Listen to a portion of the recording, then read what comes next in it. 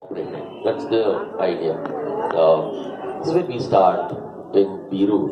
So Biru, there is some level of hue and cry by the media, and this is a public system anyway. And doctor, absolutely there's no action. He gets a notice, and that's where it ends. So this is happening in Biru. So then we cut to another place in Gulbarga.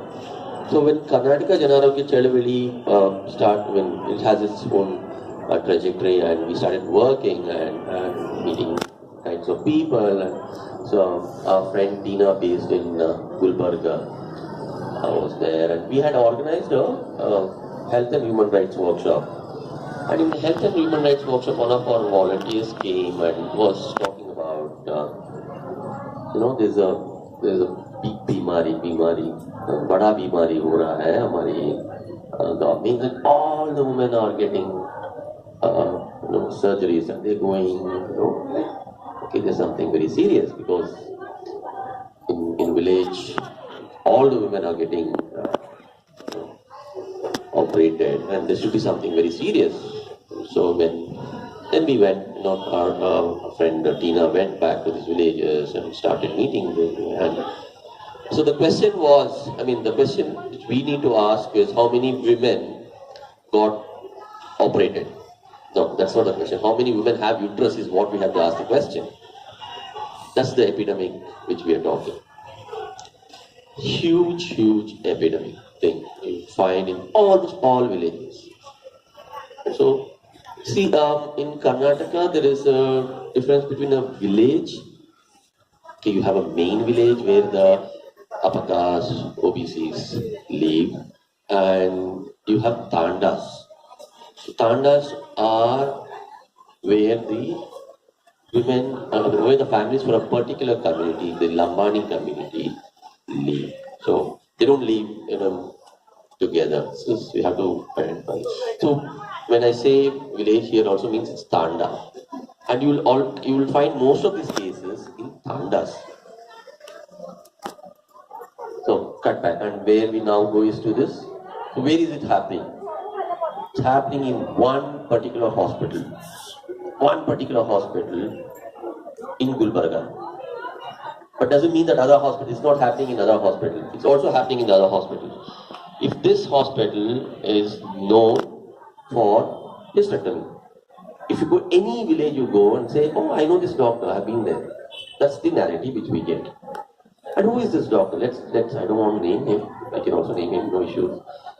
If you look at the history of this doctor is in 2007 he was penalized by the consumer court.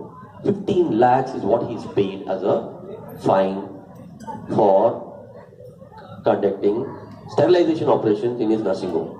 This is a medium-sized hospital, not even a big hospital, not even a small hospital. It would be not more than a 25-30 bedded hospital.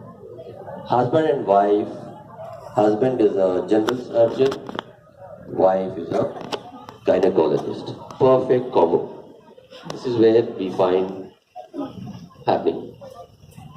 So what's happening again? So we started working with that and started collecting data silently. No news. So what happens with, there's a fetish to make it a news. Immediate news without, without any results, any long-lasting results, which will actually spoil the entire evidence collection and narratives basically.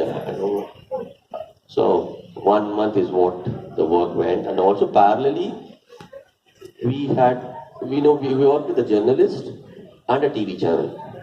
The TV channel also started following this doctor. So they did a fascinating work in exposing this doctor. They worked with us for 20 days silently, no news. Big bang happened. Evening, the TV channel aired their sting operation. Next day morning, Hindu newspaper hit the news. By the time the sting operation happened, this particular hospital shifted their patients, we don't know where. He himself closed the hospital. It's very scary for us because we don't know what happens to the. So this is one way of looking at how we look at this campaign. And so then there was then after a struggle or brief struggle, and we had a big dharna in front of the DC of Gulbarga. There was a inquiry by the Health and Family Welfare. So this happened. They gave a good report for a change. This committee was good, and they gave an excellent report, well researched, and they didn't had any sections to invoke in that. They know about PCP, NDT, and not keeping records and all this very trivia. But still, it's a good report as in a report, but no action.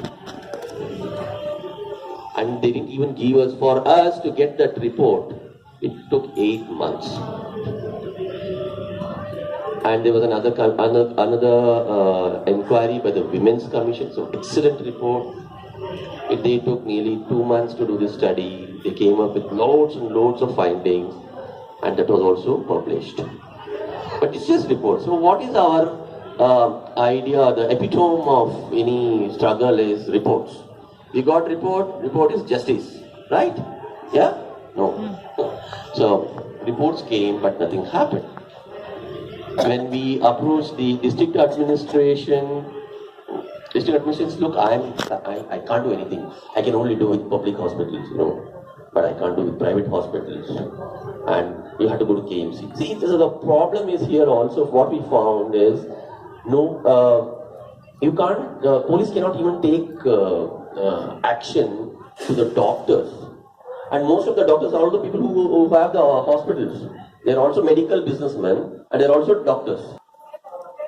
So they can't take action because they say, oh, you have to approach KMC, the medical council, and they have to prove the fact that he is erred, and then we will take action. So this is how we got into all these complex issues. But we have to keep the campaign going, and we have to keep the struggle going. This is huge violation. And meanwhile, what's happening in Bangalore, what's happening in other places is also a big talk on regulation. KPME is been amended. So there's a parallel thing happening. So where does it come from also? It's from a struggle where the DC of Gulbarga openly admits that he cannot put any section. He doesn't have a section to evoke the doctor's thing. This is where the crux is. So our petitions, our meetings, and loads of sangatans. So that's something which happened was also this struggle was taken up by farmers' movements, the Dalit movements, the movements which are anti-communal movements. The leaders independently they came. Literary people, they wrote. They spoke on this issue, especially on the regulation. When it came to regulation, they had loads of support from the.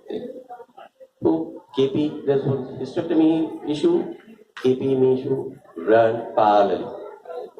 So we had loads of evidence to say that you have to have regulation. You have to bring in these causes. Look at what's happened in Gulbarga. So what happened was when this came out in the media, there were other districts. Also, hey, this happened to our women also. So we find in another district, Rani Pennur Taluk and all those, these women are actually, in fact, so this spot, this surface, this thing which was there undercurrent surfaced, and the women, the sangatans, other sangatans, who have nothing to do with, basically they were never dealt with the issue of health and violations, but they started talking. So what was very learning for us and the experience which we had was unless until we work democratically in terms of with the people, and with other Sangatans. Sangatans, for example, a Dalit Sangatan, what is the Dalit Sangatan's priority in health? What is the farmers' struggle, farmers' movement's priority with health? What is other struggles? Gramina Kuli Karmikra Sangatani, the landless laborers' struggle, priority with health. So how do we negotiate? This is where it stops there. How does the health movement looks at these issues, and how do we prioritize health in their struggles? Thank you.